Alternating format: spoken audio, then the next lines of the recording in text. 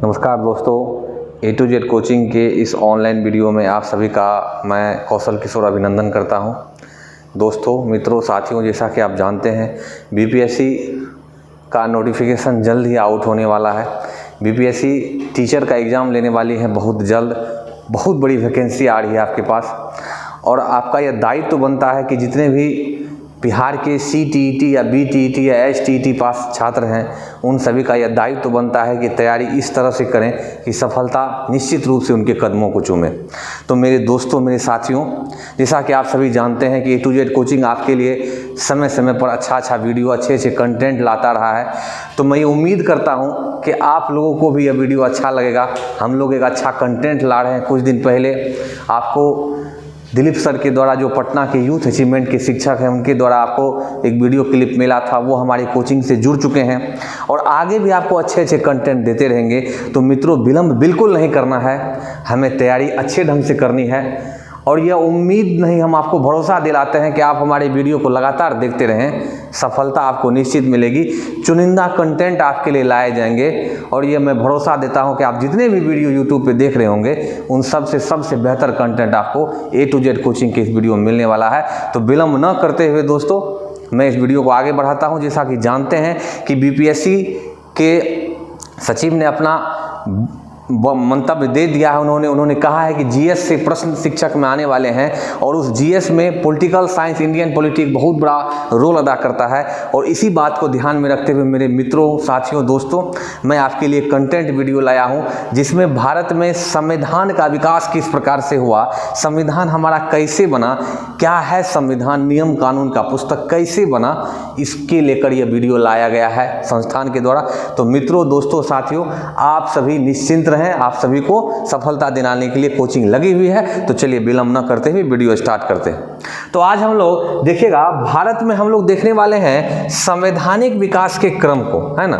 संवैधानिक विकास किस प्रकार से हुआ, आज के कंटेंट में मित्रों, दोस्तों, साथियों, हम लोग का मुख्य बिंदु इसी पर रहेगा। इस पर हम लोग डिस्कस करेंगे। जानते हैं, भारत में संविधान को विकसित करने के लिए ब्रिटिश लोगों का योगदान सर्वोपरि माना जाता है। ब्रिटेन के लोग जो यहाँ व्यापार करने आए थे, उन्होंने भारत में 1600 ईस्वी से लेकर लगभग 20वीं शताब्दी तक, लगभग 1947 ईस्वी तक शासन किया। और उस दरमियान में मेरे दोस्तों, मेरे साथियों, आप ये सब बात ध्यान से सुने कि उन पर नियंत्रण करने के लिए ब्रिटेन की सरकार ने ब्रिटिश ईस्ट इंडिया कंपनी पर नियंत्रण स्थापित करने के लिए समय समय पर ढेर सारे नियम लाए। उसी नियम के द्वारा हमारा संविधान विकसित होता है। तो इस चीज़ को विलंब न करते हुए हम लोग स्टार्ट करते हैं। देख लीजिएगा, जैसा लिखा है कि जिन कानून और नियमों को ब्रिटिश शासन के दौरान भारत शासन व्यवस्था संचालित करने के लिए बनाया गया, जो आगे चलकर भारतीय परिप्रेक्ष्य में, ध्यान दीजिए, यहाँ पर संविधान निर्माण में कार्य आए। संविधान निर्माण करने के लिए ही यह नियम इंपॉर्टेंट माना जाता है। दोस्तों, सबसे पहले इसका नियम आता है, ध्यान दीजिएगा, सबसे पहला आता है 1773 ईस्वी का रेगुलेटिंग एक्ट। 1773 ईस्वी का जो रेगुलेटिंग एक्ट था, यह एक्ट मुख्य रूप से तब लाया गया जब 1764 ईस्वी के बक्सर के युद्ध में अंग्रेजों को विजय मिल गई थी और विजय मिलने के साथ संपूर्ण भारत पर उनका अधिकार स्थापित हो गया था। तो ब्रिटेन की संसद को यह लगा कि यदि कंपनी को यहाँ खुला छोड़ दिया जाए, कंपनी मतलब एक दुकानदार को खुला छोड़ दिया जाए, तो शायद वह यहाँ पर शासन व्यवस्था और मजबूत कर लेंगे और इसमें कोई अतिशयोक्ति नहीं कि लौट कर जाकर वह फिर से ब्रिटेन पर भी कब्जा कर लें। इस बात को ध्यान में रखते हुए ब्रिटेन की संसद में नियम लाया जाता है। और मित्रों, जैसा कि आप देख पा रहे हैं, पहला नियम 1773 ईस्वी के रेगुलेटिंग एक्ट में लाया जाता है। तो आगे चलते हैं हम लोग। इसमें जैसा कि लिखा है कि ब्रिटिश क्राउन का कंपनी पर नियंत्रण स्थापित हो गया। दोस्तों, ब्रिटिश क्राउन कहने का मतलब होता है ताज, और ताज होता है सम्राट के पास। किसके पास होता है? सम्राट के पास ताज होता है। मतलब सम्राट का, यानी ब्रिटेन के राजा का यहाँ पर नियंत्रण स्थापित हो जाता है। दोस्तों, सेकेंड पॉइंट देखिएगा, केंद्रीय शासन की नींव पड़ी। केंद्रीय शासन की नींव कहने का मतलब है कि इसमें पहली बार ब्रिटेन के जो 3 अलग अलग प्रांत थे, जिसे हम लोग लोग बंगाल प्रांत, मद्रास प्रांत और बम्बई प्रांत के नाम से जानते थे। इन तीनों पर शासन करने के लिए जो गवर्नर होते थे, उन गवर्नर जनरल को बंगाल के गवर्नर के अंतर्गत कर दिया गया और बंगाल में गवर्नर जनरल पद की व्यवस्था की गई। पहली बार गवर्नर वो होते थे जो कंपनी के शासन को यहाँ देखते थे मित्रों।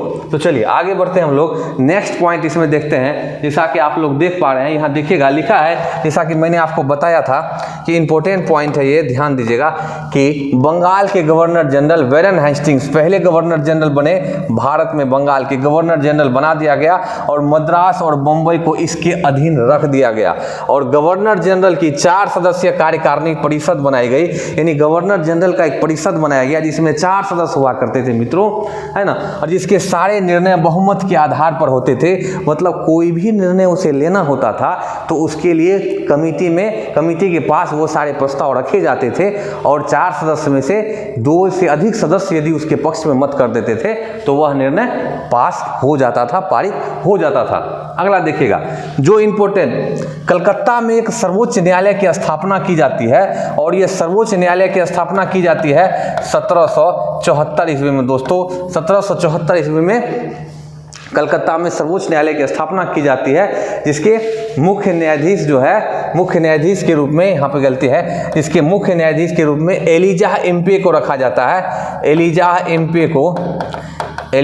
एम्पे को मुख्य न्यायाधीश के रूप में रखा जाता है और अन्य न्यायाधीश हाइट और लेमेस्टर को बनाया जाता है। दोस्तों तो इसमें महत्वपूर्ण बातें हो जाती है। शासन चलाने के लिए बोर्ड ऑफ कंट्रोल और बोर्ड ऑफ डायरेक्टर्स बनाए जाते हैं। ये थोड़ा सा मिस्टेक है, बोर्ड ऑफ कंट्रोल नहीं, सिर्फ और सिर्फ बोर्ड ऑफ डायरेक्टर बनाए जाते हैं। 1773 ईस्वी के एक्ट के द्वारा बोर्ड ऑफ डायरेक्टर्स की स्थापना होती है, यानी नियंत्रक मंडल की स्थापना होती है। दोस्तों तो इससे 2 महत्वपूर्ण सवाल आए कि बंगाल में गवर्नर जनरल पद की व्यवस्था की गई और पहले गवर्नर जनरल वैरेन हेस्टिंग्स बने और कलकत्ता में एक सर्वोच्च न्यायालय, उच्चतम न्यायालय की स्थापना हुई जो कि 1774 ईस्वी में हुई और उसके पहले मुख्य न्यायाधीश बने सर एलिजाह एम्पे।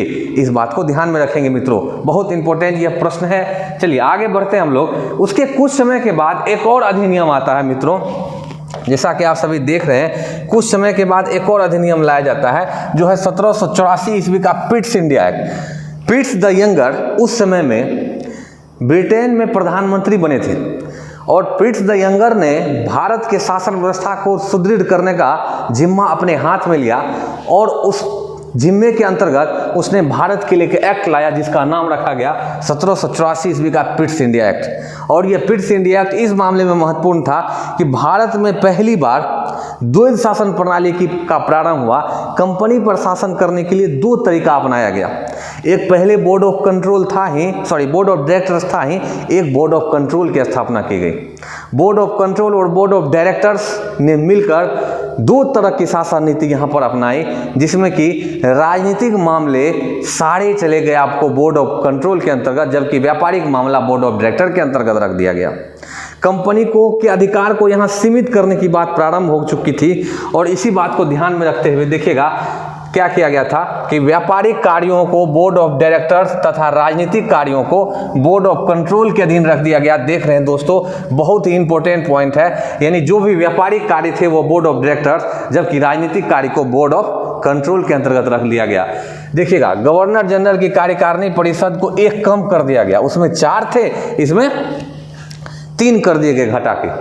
इसके बाद कंपनी के व्यापारिक और राजनीतिक कार्य को अलग अलग कर दिया गया। कंपनी को राजनीतिक और व्यापारिक कार्य अलग किया गया और भारत में, ध्यान दीजिएगा, भारत में इसी के अंतर्गत पहली बार द्वैध शासन का प्रारंभ हुआ। द्वैध शासन यहाँ से प्रारंभ माना जाता है। लेकिन यदि आपसे कभी पूछेगा कि भारत में द्वैध शासन पहली बार किस जगह पे लगा, तो प्रांतों में द्वैध शासन, ध्यान दीजिएगा, यहाँ पर प्रश्न आता है कि प्रांतों में द्वैध शासन, प्रांतों में द्वैध शासन सबसे पहले लागू होता है मित्रों। यह लागू होता है बंगाल में, ध्यान दीजिएगा, प्रांतों में द्वैध शासन सबसे पहले लागू किया जाता है मित्रों बंगाल में। बंगाल ऐसा जगह था जहां पर पहली बार प्रांतों में द्वैध शासन लागू होती है। लियोनल कार्टिस के द्वारा पहली बार द्वैध शासन प्रांत में लागू होता है और यह बंगाल में होता है, जबकि भारत में पहला द्वैध शासन मित्रों लागू होता है 1784 ईस्वी के पिट्स इंडिया एक्ट के द्वारा। ध्यान में रखेंगे,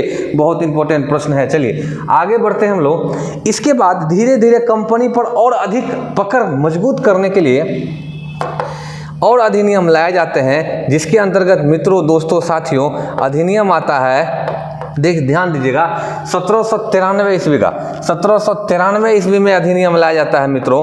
और ये 1793 ईस्वी का अधिनियम क्या था, ये ध्यान दीजिएगा। ये अधिनियम बहुत मायने महत्वपूर्ण था। कंपनी पर पहली बार नियंत्रण स्थापित करके उनके अधिकार पत्र को सीमित किया जाता है इस अधिनियम के द्वारा। यह अधिनियम इसलिए महत्वपूर्ण था क्योंकि बोर्ड ऑफ डायरेक्टर्स और बोर्ड ऑफ कंट्रोल के जो सदस्य होते थे, तो बोर्ड ऑफ कंट्रोल के सदस्य को पैसा जो है यह भारत के संचित निधि से, यानी भारत से जो टैक्स लेते थे उस टैक्स से देने की बात की गई थी इस अधिनियम में। ये बात गलत थी, पूरी तरह गलत थी लेकिन यह नियम लाया गया था। यही संवैधानिक विकास का क्रम बनता है और ये इस मामले में महत्वपूर्ण होता है क्योंकि इस अधिनियम के द्वारा कंपनी के अधिकार पत्र को 20 वर्ष के लिए बढ़ा दिया जाता है। यानी कंपनी को पहले 1793 तक अधिकार करने का, व्यापार करने का अधिकार था, उसको कहा जाता है कि आगे के 20 साल तक और व्यापार कीजिएगा आप। ये सारे अधिनियम ब्रिटेन के संसद में लाए जाते हैं कंपनी पर, ब्रिटिश ईस्ट इंडिया कंपनी को नियंत्रित करने के लिए, कंट्रोल करने के लिए मित्रों।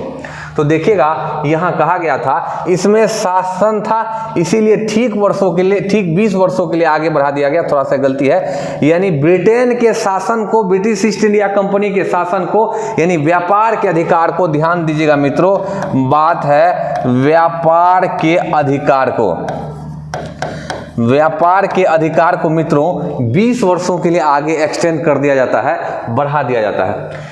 इसके बाद फिर से एक अधिनियम आता है कुछ समय के बाद, वो होता है 1813 का एक्ट। ये महत्वपूर्ण है क्योंकि कंपनी के अधिकार क्षेत्र को यहाँ पर घटाया जाता है 1813 अधिनियम के द्वारा। और 1813 के अधिनियम में पहली बार ये काम किया जाता है कि कंपनी को सिर्फ चाय के व्यापार और चीन के व्यापार तक सीमित रख दिया जाता है कि आप भारत में सिर्फ चाय का व्यापार कीजिएगा और चीन पर संपूर्ण व्यापार कर सकते हैं। इसके अलावा मसाले का, नील का, कपास का, जूट का, इन सभी के व्यापार को कंट्रोल कर लिया जाता है कि आप नहीं कर सकते हो इन सभी चीज़ों का व्यापार, क्योंकि कंपनी की नीति थी यहाँ पर राजनीतिक रूप से अग्रसर होना और ब्रिटेन का संसद इस पर कंट्रोल करना चाहता था।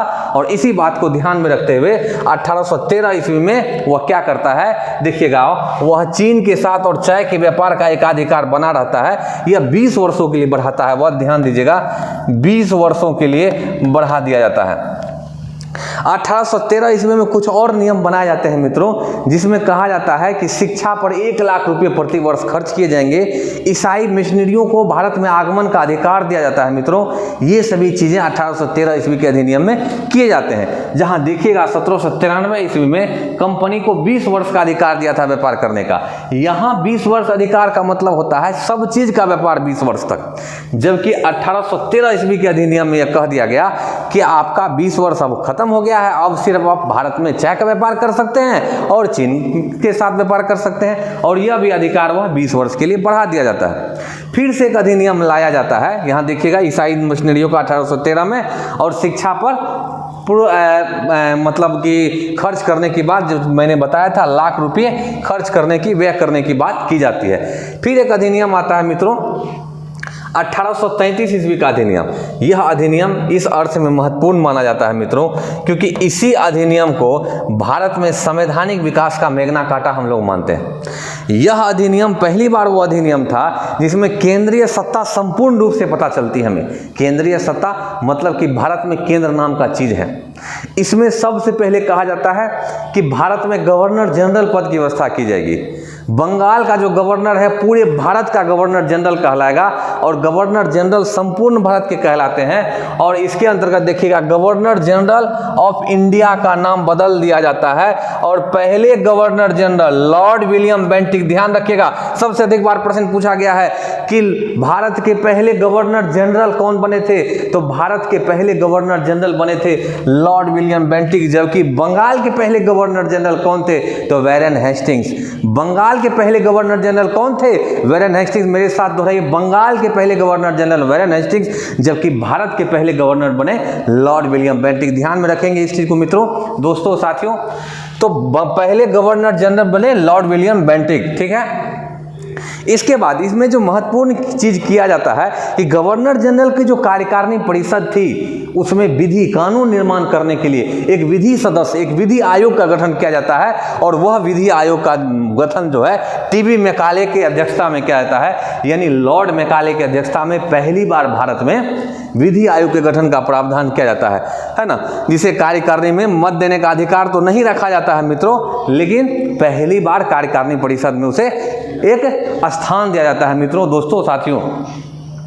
जैसा आप देख रहे हैं आप लोग कि मैकाले कमीशन की सिफारिश के आधार पर भारत में शिक्षा का माध्यम अंग्रेजी तथा सरकारी नौकरियों में भेदभाव को निषेधित किया जाता है, यानी धर्म, मूल, वंश, जाति के आधार पर, जिसे हम लोग अनुच्छेद 16 में देखते हैं। अनुच्छेद 16 की कुछ झलकियां मित्रों हमें इसी अधिनियम में देखने को मिलती है कि सरकारी नौकरी में किसी को भी धर्म, मूल, वंश, जाति के आधार पर विभेद नहीं किया जाएगा। यहीं से संवैधानिक विकास का क्रम आप लोग धीरे धीरे समझ पा रहे होंगे।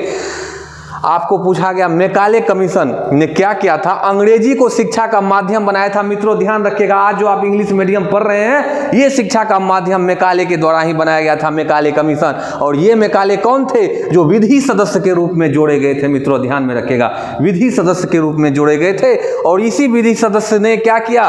अंग्रेजी को माध्यम बना दिया शिक्षा का, यानी इंग्लिश मीडियम में ही पढ़ाई होगी। उनका मानना था कि यदि पढ़ाई को इंग्लिश मीडियम से करेंगे तो अंग्रेजी ज्ञान का प्रचार प्रसार ज़्यादा होगा और हमारी स्थिति मजबूत होगी। यह अंग्रेज की बहुत बड़ी गलत सोच थी। हम भारतीय हैं, हमने अच्छे अच्छे के छक्के छुड़ा दिए तो अंग्रेज क्या थे? हाँ, ये बात अलग थी कि हम लोग की केंद्रीय सत्ता ठीक नहीं थी। इसके बाद ध्यान दीजिएगा और क्या किया गया? टीबी मैकाले की शिक्षा का अधोविसनद सिद्धांत या छन्न सिद्धांत या ड्रोन थ्योरी दी, जिसमें समाज के अन्य वर्गों को भी शिक्षा देना तय किया गया। यानी कहा गया कि समाज में शिक्षा लेना सबका अधिकार है, सिर्फ उच्च वर्ग नहीं ले सकते हैं शिक्षा, सब लेंगे शिक्षा। तो इस अर्थ में थोड़ा सा यह महत्वपूर्ण भी माना जाता है। इसके बाद सती प्रथा, दास प्रथा, कन्यावध, इन सब पर बंद किया गया। इसको आप जानते हैं मित्रों, सती प्रथा लॉर्ड विलियम बेंटिक के द्वारा ही समाप्त किया गया था और यह समाप्त किया गया था 1829 ईस्वी में। दास प्रथा जो है ये समाप्त होता है 1843 ईस्वी में। मित्रों ये ध्यान रखिएगा, 1843 ईस्वी में दास प्रथा की समाप्ति होती है और दास प्रथा समाप्त करने वाले गवर्नर जनरल होते हैं लॉर्ड एलनबरो। ध्यान रखिएगा, वो समाप्त किए थे लॉर्ड एलनबरो के द्वारा दास प्रथा को समाप्त किया जाता है। मित्रों, दोस्तों, साथियों, याद रखिएगा, एलनबरो के द्वारा, उस समय में लॉर्ड एलनबरो थे, उसने दास प्रथा को यहाँ पर समाप्त किया था। तो ये 1833 का अधिनियम हो जाता है। मित्रों हम लोग आगे बढ़ते हैं, फिर से अधिनियम 20 वर्षों के लिए आता है, फिर 20 वर्ष बाद एक और अधिनियम लाया जाता है मित्रों, और यह अधिनियम होता है मुख्य रूप से, इस अधिनियम को हम लोग कहते हैं 1853 ईस्वी का चार्टर अधिनियम। चार्टर का अर्थ होता है राजपत्र। ब्रिटेन के संसद में जो राजपत्र जारी हुए थे उसी को चार्टर के नाम से जानते हैं हम लोग। तो ध्यान दीजिएगा, यहाँ पर क्या किया जाता है? बोर्ड ऑफ डायरेक्टर्स के सदस्यों की संख्या में वृद्धि की जाती है, यानी बोर्ड ऑफ डायरेक्टर्स जो थे उसकी सदस्य संख्या में वृद्धि कर दी जाती है ना। उसके बाद पीडब्ल्यूडी जो सार्वजनिक निर्माण विभाग बनाए जाते हैं। पीडब्ल्यूडी जो आप देखते हैं विभाग, वह विभाग इसी अधिनियम के तहत आया था। छोटी छोटी बातें ध्यान में रखेंगे। सिविल सेवकों में खुली प्रतियोगिता परीक्षा का आयोजन किया जाता है। ध्यान दीजिएगा, ये सबसे महत्वपूर्ण एमबीबीआई सबसे अधिक यही इस अधिनियम से यही प्रश्न बनता है हमारे लिए कि सिविल सेवा परीक्षा में खुली प्रतियोगिता का आयोजन जो है ये किस अधिनियम से किया जाता है मित्रों?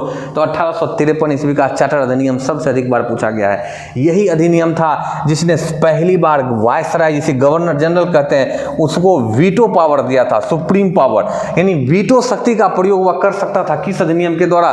तो 1853 ईस्वी के अधिनियम के द्वारा। चलिए आगे बढ़ते हैं मित्रों। बात आता है 1858 ईस्वी का अधिनियम। जैसा कि आप जानते हैं 1858 ईस्वी का अधिनियम किन बातों के लिए महत्वपूर्ण है, ध्यान दीजिएगा। 1858 ईस्वी का अधिनियम, इससे पहले जस्ट एक घटना घटती है, वो है 1857 की क्रांति। 1857 में क्रांति होती है जिसमें भारतीय लोग पुरजोर तरीके से समर्थन करते हैं क्रांति का, लेकिन दुर्भाग्यवश हम हार जाते हैं। और इस हार जाने का कारण ये होता है कि ब्रिटेन का संसद, ब्रिटेन के राजा कंपनी से सारा अधिकार ले लेते हैं और सब अधिकार ब्रिटेन के राजा को दे देते हैं। इसीलिए इस अधिनियम का नाम दिया गया 1858 का भारत शासन अधिनियम। देखिएगा क्या लिखा, 1857 की क्रांति के बाद ईस्ट इंडिया कंपनी का शासन, ध्यान दीजिएगा, ईस्ट इंडिया कंपनी का शासन समाप्त कर भारत का शासन सीधे ब्रिटिश ताज मतलब सम्राट के अधीन कर दिया गया और गवर्नर जनरल का नाम बदलकर क्या कर दिया गया, वायसराय पद्धति लागू की गई। तो ध्यान दीजिएगा, गवर्नर जनरल का नाम बदलकर वायसराय किस अधिनियम के द्वारा किया गया, तो यह किया गया 1858 ईस्वी के अधिनियम के द्वारा मित्रों। इसके बाद लॉर्ड कैनिंग जो है ये क्या बनते हैं, भारत के पहले वायसराय बनते हैं। तो लॉर्ड कैनिंग के बारे में जानिए, वो अंतिम, ध्यान दीजिएगा, वो क्या थे, वो थे अंतिम गवर्नर जनरल ऑफ इंडिया भी लॉर्ड कैनिंग थे और प्रथम वायसराय भी लॉर्ड कैनिंग ही हुए, ध्यान में रखेंगे। अंतिम गवर्नर जनरल भी कैनिंग हुए जबकि प्रथम वायसराय भी कौन हुए, लॉर्ड कैनिंग ही हुए मित्रों। चलिए आगे देखते हैं हम लोग। भारत में एक भारत सचिव का पद सृजित किया गया, एक भारत सचिव जिसकी कार्यकारिणी परिषद में 15 सदस्य रखे गए, जिसमें 7 मनोनीत और 8 निर्वाचित होते थे। 7 जो है वह मनोनीत किए जाते थे जबकि 8 सदस्य क्या होते थे, निर्वाचित होते थे। भारत मंत्री का पद बनाया जाता है इसमें। इसके बाद आगे देखिएगा, बोर्ड ऑफ डायरेक्टर्स और बोर्ड ऑफ कंट्रोल, दोनों को समाप्त कर दिया जाता है पूरी तरह से। बोर्ड ऑफ डायरेक्टर्स और बोर्ड ऑफ कंट्रोल पूरी तरह से समाप्त हो गया। भारत सचिव बनाए जाते हैं चार्ल्स वुड को भारत का पहला भारत सचिव बनाया जाता है, ये बात ध्यान रखेगा। ये प्रथम भारत सचिव बनते हैं, प्रथम भारत सचिव कौन बनते हैं दोस्तों, तो ये बनते हैं चार्ल्स वुड बनते हैं प्रथम भारत सचिव।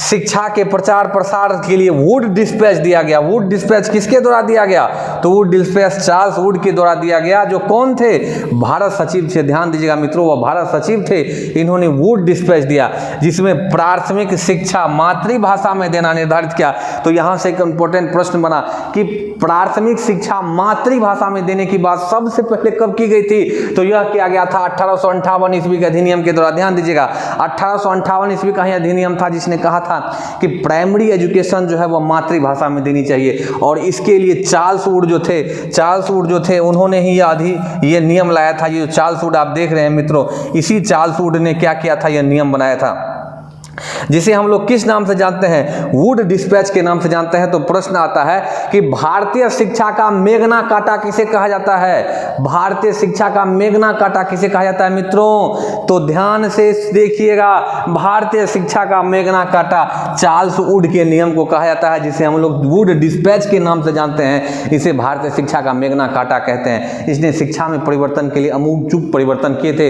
इससे पहले लॉर्ड मैकाले ने भी किया था, लेकिन इसका परिवर्तन सबसे महत्वपूर्ण है। चलिए, है बंगाल, कलकत्ता और मद्रास में विश्वविद्यालयों की स्थापना, यूनिवर्सिटी स्थापित किया जाता है। बंगाल, कलकत्ता और मद्रास में विश्वविद्यालयों की स्थापना की जाती है इस अधिनियम के द्वारा। चलिए आगे देखिएगा, इसके कुछ समय के बाद मित्रों, दोस्तों, साथियों, एक और अधिनियम लाया जाता है और यह अधिनियम होता है 1861 ईस्वी का भारत परिषद अधिनियम। इसका नाम है, शासन नहीं है, इसका नाम है परिषद अधिनियम। भारत परिषद अधिनियम 1861 ईस्वी में मित्रों लाया जाता है और यह गवर्नर जनरल की कार्यकारिणी परिषद में बदलाव के लिए लाया जाता है। देखिएगा इसमें क्या लिखा था, भारत की राजधानी कलकत्ता में केंद्रीय विधान परिषद और वायसराय या गवर्नर जनरल की कार्यकारिणी में अतिरिक्त सदस्यों की संख्या 6 और 12 के मध्य रखी जाती है। कहा जाता है कि भारत की राजधानी उस समय में कलकत्ता थी, यहाँ केंद्रीय विधान परिषद बनाया जाता है, इसीलिए इसका नाम भारत परिषद अधिनियम था। वायसराय और गवर्नर जनरल की कार्यकारिणी परिषद में कम से कम 6 सदस्य होंगे, अतिरिक्त सदस्य यानी 5 सदस्य के अतिरिक्त जो गैर सरकारी सदस्य होंगे वह कम से कम 6 और अधिक से अधिक उसकी संख्या 12 होगी मित्रों। आगे देखिएगा, बम्बई, मद्रास और कलकत्ता में हाई कोर्ट स्थापित किए जाते हैं। पहली बार हाई कोर्ट की स्थापना, ध्यान दीजिएगा, प्रथम बार ध्यान दीजिएगा, प्रथम बार हाई कोर्ट की स्थापना होती है किस अधिनियम के द्वारा मित्रों? तो 1861 का ही अधिनियम था जिसमें हाई कोर्ट की स्थापना होती है। चलिए ध्यान रखिएगा सभी, वायसराय को अध्यादेश जारी करने का अधिकार दिया जाता है। वायसराय को किसके अधिकार दिए जाते हैं? राष्ट्रपति के अनुसार अधिकार दिए जाते हैं मित्रों, राष्ट्रपति के अनुसार अधिकार दिए जाते हैं मित्रों। जिस प्रकार राष्ट्रपति को अध्यादेश जारी करने का अधिकार था उसी प्रकार से वायसराय को भी अध्यादेश जारी करने का अधिकार दिया जाता है। और लॉर्ड कैनिंग के अध्यक्षता में विभागीय प्रणाली की शुरुआत होती है। विभागीय प्रणाली को मंत्रिमंडलीय प्रणाली भी कहते हैं, मंत्रिमंडलीय प्रणाली। ध्यान दीजिएगा मित्रों, मंत्रिमंडलीय प्रणाली की भी शुरुआत होती है। तो मंत्रिमंडलीय प्रणाली कब शुरू होता है? ध्यान दीजिए, आप जो अभी मंत्रिमंडल देखते हैं, जो मंत्रिमंडल अभी बने होते हैं, चाहे केंद्र में हो चाहे राज्य में हो, यह मंत्रिमंडलीय प्रणाली कब शुरू होती है? तो 1861 अधिनियम के द्वारा। तो इसमें महत्वपूर्ण बातें क्या हो गई? बंबई, मद्रास, कलकत्ता में हाईकोर्ट की स्थापना, वायसराय को अध्यादेश जारी करने का अधिकार राष्ट्रपति की तरह, और विभागीय प्रणाली जिसे कि मंत्रिमंडलीय प्रणाली या पोर्टफोलियो भी कहते हैं, पोर्टफोलियो प्रणाली की शुरुआत लॉर्ड कैनिंग के द्वारा की जाती है इसी अधिनियम के तहत मित्रों। चलिए आगे बढ़ते हैं हम लोग। अगला हमारे पास अधिनियम है 1892 का भारत परिषद अधिनियम। ये किस अर्थ में महत्वपूर्ण है? भारत में पहली बार अप्रत्यक्ष निर्वाचन प्रणाली की शुरुआत होती है। यह अधिनियम इस अर्थ में महत्वपूर्ण है दोस्तों मित्रों, देख लीजिएगा जहां तक आप देख पा रहे हैं कि यह अधिनियम क्या है? भारत परिषद अधिनियम। यह अधिनियम 1885 में कांग्रेस की स्थापना के बाद सुधार की मांग निरंतर तीव्र होती चली गई। ध्यान दीजिएगा, अप्रत्यक्ष निर्वाचन प्रणाली प्रारंभ की गई। निर्वाचन प्रणाली मतलब चुनाव करने की प्रणाली दो प्रकार से होती है। चुनाव दो प्रकार से होते हैं। पहला, जिसमें जनता सीधे भाग लेते हैं उसे प्रत्यक्ष निर्वाचन प्रणाली कहते हैं। जिसमें जनता सीधे भाग नहीं लेते हैं, जनता द्वारा चुने गए प्रतिनिधि अपने में से किसी एक को सुप्रीम चुनते हैं, उसे अप्रत्यक्ष चुनाव प्रणाली कहते हैं। लेकिन निर्वाचन प्रणाली या चुनाव प्रणाली पहली बार यहां पर शुरू होती है। लेकिन उसमें क्या होता है? बड़े उद्योगपति, जमींदार, व्यापारी गैर सरकारी सीट के लिए, गवर्नर जनरल की परिषद के गैर सरकारी सीट के लिए चुनाव लड़ सकते थे। यानी यहाँ पर चुनाव का बीजारोपण प्रारंभ हो जाता है मित्रों, बहुत इंपॉर्टेंट था। बजट पर बहस करने का अधिकार दिया जाता है। ध्यान दीजिएगा, यहीं पर क्या किए जाते हैं? यहीं पर प्रश्न पूछने का, बजट पर प्रश्न पूछने का, जिसे हम लोग कहते हैं बजट पर प्रश्न पूछने का अधिकार किस अधिनियम के द्वारा दिया जाता है? तो यह भारत परिषद अधिनियम 1892 का। लेकिन यह बात अलग था कि मत देने का अधिकार नहीं था। मत मतलब किस चीज का मत? मतलब निर्वाचन में मत नहीं, मत मतलब बहस पर जितने सदस्य थे वे सदस्य जब कोई बहस होते थे उस बहस में मत नहीं दे सकते थे, कहने का ये मतलब है मित्रों। चलिए आगे बढ़ते हैं। आगे हमारे पास अधिनियम है 1909 ईस्वी का मार्ले मिंटो सुधार अधिनियम। जब देखिएगा, जॉन मार्ले भारत सचिव और लॉर्ड मिंटो वायसराय बनते हैं, इस दोनों ने सुधार करने का अधिनियम लाया। इन्होंने सुधार कानून दिया जिसमें के प्रावधान भिन्न थे। क्या थे? मुसलमानों के लिए सांप्रदायिक निर्वाचन क्षेत्र दिए गए। सबसे इंपॉर्टेंट प्रश्न पूछा जाता है, सांप्रदायिक निर्वाचन प्रणाली की शुरुआत होती है किस अधिनियम के द्वारा? तो सांप्रदायिक निर्वाचन प्रणाली 1909 का अधिनियम लगा दीजिएगा, सही जवाब होगा वह। पहली बार मुसलमानों के लिए अलग निर्वाचन क्षेत्र की व्यवस्था की जाती है। और दूसरा इंपॉर्टेंट, एसपी सिन्हा, सत्येंद्र प्रसाद सिन्हा, सत्येंद्रनाथ सिन्हा जो है ये वायसराय के गवर्नर जनरल कार्यकारिणी परिषद में शामिल किए जाते हैं सरकारी सदस्य के रूप में। सरकारी सदस्य के रूप में पहली बार सिन्हा जी शामिल किए जाते हैं गवर्नर जनरल कार्यकारिणी परिषद में।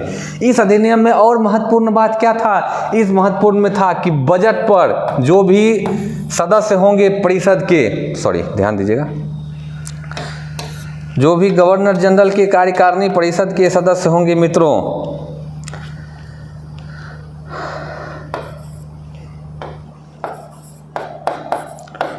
बजट पर पूरक प्रश्न पूछने का अधिकार दिया गया।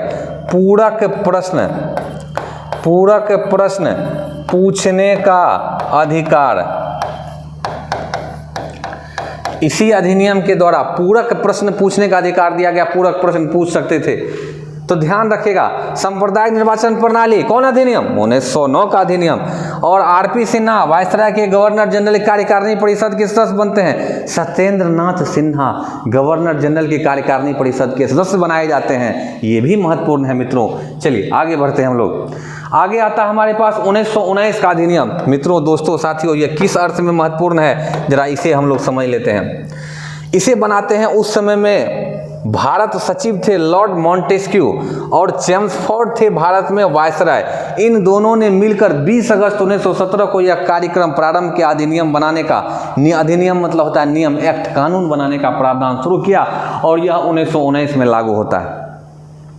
इसके सबसे महत्वपूर्ण, प्रांतों में द्वैध शासन प्रणाली क्या होती है? प्रारंभ होती है। प्रांतों में द्वैध शासन प्रणाली, दोहरी शासन प्रणाली, दो तरह के विषय बनाए जाते हैं प्रांत में, एक आरक्षित विषय, दूसरा हस्तांतरित विषय। हस्तांतरित विषय पर कानून बनाने का अधिकार दिया जाता है मित्रों गवर्नर जनरल यानी वायसराय को, जबकि आरक्षित विषय पर कानून मंत्रिमंडल द्वारा बनाए जाते हैं। यहाँ पर दिया द्वैध शासन प्रणाली का, जैसा कि मैंने आपको बताया था, यह है लियोनल कार्टिस द्वैध शासन प्रणाली के जनक माने जाते हैं।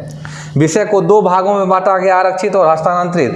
आरक्षित विषय पर गवर्नर जनरल उसकी कार्यकारिणी शासन था जो किसी के प्रति उत्तरदायी नहीं था। यानी आरक्षित विषय जो थे उस पर गवर्नर जनरल के मंत्रिमंडल का था जो किसी के प्रति उत्तरदायी नहीं थे। इसमें प्रमुख विषय देखिएगा, आरक्षित विषय में रक्षा, वित्त, जेल, पुलिस, विदेशी संबंध, ईसाई कानून, अंग्रेजी शिक्षा, ये सब रखे गए थे। इस पर किसी का नियंत्रण नहीं था। इस कार्यकारिणी परिषद में जो नियम बनते थे, जो आरक्षित विषय पर नियम बनाए जाते थे, उसको जवाब देने के लिए किसी के प्रति वह बाध्य नहीं था, जवाब देने के लिए वह विरोध नहीं कर सकता था उसका कोई। चलिए आगे देखिएगा, स्थानीय शासन, मनोरंजन, कृषि, सहकारी, पर्यटन, ये सब इसी के अंतर्गत आते थे। चलिए यहाँ पर आगे बढ़ते हैं। देखिएगा, भारत में पहली बार द्विसदनीय विधान परिषद की स्थापना की जाती है, यानी विधानसभा। द्विसदनीय विधायिका बनाई गई, जिसका एक सदन केंद्रीय विधानसभा, जिसमें 104 निर्वाचित हैं, 41 मनोनीत सदस्य होते थे, और दूसरा सदन भारत राज्य परिषद रखा गया, जिसके सदस्यों की संख्या 60 रखी गई। इसमें भी 27 मनोनीत तथा 33 सदस्य निर्वाचित होते थे। यानी केंद्रीय विधानसभा, पहली बार विधानसभा का बात हुआ, जिसे हम लोग अभी के समय में लोकसभा के नाम से जानते हैं। और दूसरा यहाँ पर भारत राज्य परिषद का गठन हुआ, जिसे हम लोग राज्यसभा के नाम से जानते हैं, राज्यसभा के नाम से जानते हैं मित्रों। तो राज्यसभा और लोकसभा के गठन का प्रावधान इसी में किया जाता है। देखिएगा, ब्रिटेन में एक, ध्यान दीजिएगा मित्रों,